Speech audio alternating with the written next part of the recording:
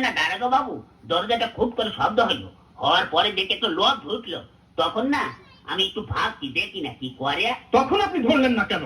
ধরবো কি, আমি তো ভাবছি দেখি না কি করে।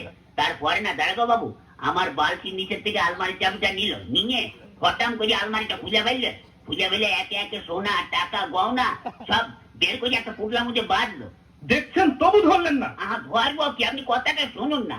তারপরে না ওই টুকলার মধ্যে বাঁধতে বাঁধতে আমার বইয়ের চোখের দিকে একটু আর চোখে তাকালো। তখন আমার খুব রাগ হচ্ছিল দারোগা বাবু। তখন আপনি ভাবছেন? ভাবছি, আমি কথা বলতে দিন না।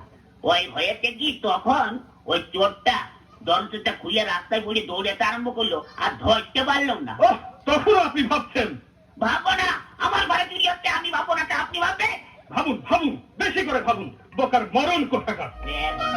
আমার ঘর ধরা কি হবে দারোগা বাবু? কেন? বাড়িতে গিয়ে বসে বসে ভাবুন, থানা